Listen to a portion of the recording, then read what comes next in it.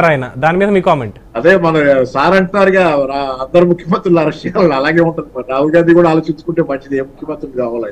Okay, ఈ comment కి మీ ప్రతిస్పందన. ఇక్కడ రెండు విషయాలండి, అంటే మనం విషయాన్ని సైడ్ ట్రాక్ కాకుండా మనం డిస్కస్ చేద్దాం. ఇక్కడ విషయం ఏంటంటే బేసికల్గా భారతదేశంలో క్రోనీ క్యాపిటలిజాన్ని మనం విపరీతంగా పెంచడం వల్ల ఏం అర్థం జరగబోతుందో ఇప్పుడు అదాని ఎగ్జాంపుల్గా కనబడతాం. అంటే షేర్ మార్కెట్ అంటే అదాని మొత్తం భారతదేశ ఎకానమీ, అంటే జనరల్ ఎకానమీకి మన బయట రిఫ్లెక్ట్గా కనబడేది షేర్ మార్కెట్ కనబడుతూ ఉంటుంది.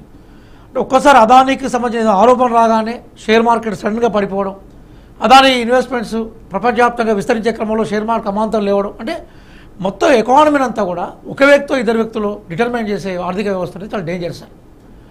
మీరు ఎకానమిస్టే, మీరు ఎకానమీ చదువుకున్నట్లు చెప్పినారు. పాపారావు గారు కూడా సీనియర్ ఎకానమిస్ట్, వాళ్ళ దగ్గర నుంచి మేము పాఠాలు నేర్చుకునేందుకు కూడా సిద్ధంగా ఉన్నాం. Is elder to us, we respect him a lot. అదే నేపథ్యంలో ఇక్కడ మనం చేస్తున్న అంశం ఏంటంటే, ఇప్పుడు రాహుల్ గాంధీ గారు పదే పదే ఏం చెప్తున్నారు అంటే, దేశ ఆర్థిక వ్యవస్థ అంతా ఒక్కరి చేతుల్లో ఇద్దరి చేతుల్లో పెట్టినప్పుడు ఏమవుతుందంటే, ఆ ఒకరిద్దరు మునిగితే మొత్తం దేశం మొత్తం మునిగిపోయే పరిస్థితి. పోనీ ఆ ఒకరిద్దరు తేలితే దేశం బాగుపడే పరిస్థితి లేదు కదా. ఎందుకోసం అంటే అంతకుముందు టాటా కంపెనీ కానీ బిర్లా కంపెనీస్ కానీ కొంత ఏది మనకు వెల్ఫేర్ ఎకానమీ ఉండేది. అంటే వాళ్ళు బేసికల్గా సంపాదించే సంపాదనలో కొంత దేశం కోసమో లేదా ఏదైనా స్వచ్ఛత కార్యక్రమాలు, లేదా ప్రజలకు ఏదైనా ఇబ్బందులు అయినప్పుడు సహాయం చేసే దృక్పథంతో ఉండేది. అందుకోసమే టాటా మన రీసెంట్గా రతన్ టాటా చనిపోయిన తర్వాత ప్రజల్లో నుంచి ఎంత సానుభూతి అయింది. చాలామంది డీపీలు పెట్టుకున్నారు. నేను కూడా ఆశ్చర్యపోయినాను. అంటే జనరల్గా ప్రజలతో ప్రత్యక్షంగా సంబంధం ఉన్న వ్యక్తి కాదు, అంటే పొలిటీషియన్ కాదు, సైంటిస్ట్ కాదు, ఒక ఎకనామిస్ట్, లేదా అతను ఒక బేసికల్గా అతను ఒక బిజినెస్ మ్యాన్. కానీ ప్రజలు అతని చావును మన ఇంట్లో ఏదో జరిగిందన్న ఫీలింగ్ వ్యక్తం చేశారు. కారణం ఏంటంటే ఆయన ఒక ఏం ఉంది, బిజినెస్లో డబ్బులు సంపాదించినా కూడా వెల్ఫేరిజం అనే ఒక ఏంతో పోయినాడు. అమర్త్య సేన్ చెప్పినట్టుగా, అమర్త్య సేన్ నోబెల్ ప్రైజ్ వచ్చిందంటే ఏంటి, క్యాపిటలిజం అనివార్యమైనప్పుడు, క్యాపిటలిజాన్ని మనం వద్దనుకునే పరిస్థితులు లేనప్పుడు కనీసం క్యాపిటలిజం ద్వారా వచ్చిన డబ్బుల్ని సొసైటీ వెల్ఫేర్ కోసం ఖర్చు పెట్టమని చెప్పినాడు ఆయన. అది యూరోప్లో కొత్త కాన్సెప్ట్ కనపడేది, నోబెల్ ప్రైజ్ వచ్చింది. కానీ అదానికి సంబంధించిన ఆస్తులు కానీ ఆస్తుల సంపాదనలో ఎప్పుడైనా అదాని ఈ చారిటీ కోసం ఖర్చు పెట్టాడు, అదాని ఈ సంస్థ కోసం ఖర్చు పెట్టాడు, ప్రజలకు ఎప్పుడైనా ఇబ్బంది ఉన్నప్పుడు ఉన్న సందర్భాలు తక్కువ. వాళ్ళు పదే పదే పాపారావు గారు ఇక్కడ ముఖ్యమంత్రి గారి ప్రస్తావిస్తున్నారు. ఆయన ఒక అప్పుడు వరదలు వచ్చినప్పుడు ఇబ్బందులు ఉన్నప్పుడు సాయం ప్రకటించినప్పుడు రిజెక్ట్ చేసే అవకాశం ఉండదు. కానీ మొత్తం ఎకానమీని మేము మొత్తం అదాని ఎకానమీ ప్రమోట్ చేయడం కోసం రేవంత్ రెడ్డి గారి ప్రభుత్వం లేదు, కాంగ్రెస్ ప్రభుత్వాలు లేవు. నేనేమంటున్నానంటే yes let we have enquiry. ఇప్పుడు జేపీసీ ఎంక్వైరీ చేస్తుంది కదా, జాయింట్ పార్లమెంటరీ కమిటీ.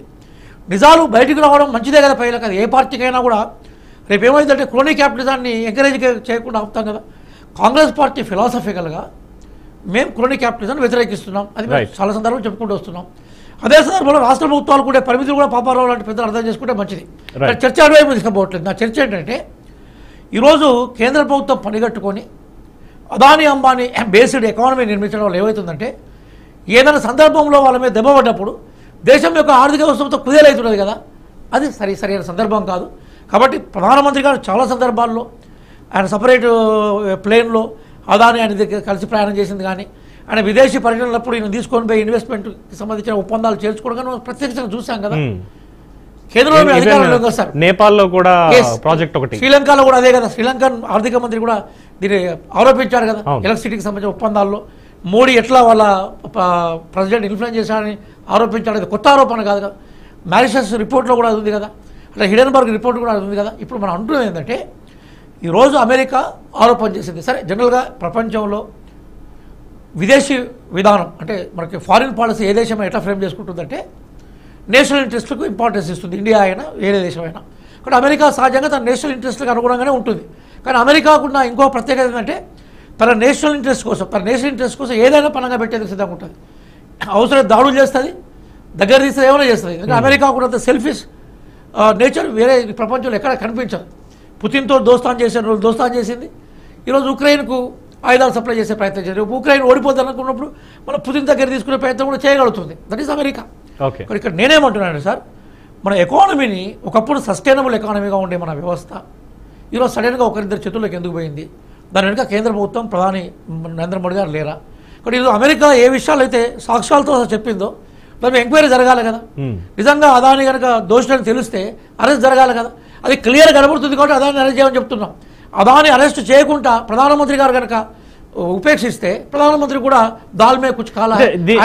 దీనికి అనుగుణంగా ఇంకొక ప్రశ్న అడుగుతాను మిమ్మల్ని. అంటే పదే పదే ఆరోపణలు, ఈ రోజు కాదు, ఐ హ్యావ్ రిపోర్ట్స్ ఇది 14 జనవరి 2021 సుచేత దలాల్ అనేటువంటి ఒక సీనియర్ జర్నలిస్ట్ వేసినటువంటి ట్వీట్. సెబీ వాళ్ళు ఏం చేస్తున్నారు, అదాని 3 కంపెనీలు ఈ మారిషస్లోనో లేదంటే ఈ డొల్ల కంపెనీలు ఏవైతే ఉంటాయో చైన్ కంపెనీస్ అవి పెట్టి చేశారు అని, అలాగే 9 లక్షల కోట్లు కేవలం 9 రోజుల్లోనే కోల్పోయిన అదాని అని చెప్పి హిండెన్బర్గ్ రిపోర్ట్కి సంబంధించి. బిఫోర్ దట్ చూసినప్పుడు అసలు అదాని అనేవారు ఎక్కడ, ఇలా చాలా వస్తున్నాయి. సో వీటన్నిటికి సమాధానం మనం బ్రేక్ తర్వాత తీసుకుందాం. Let's take a short break. ఇప్పటిదాకా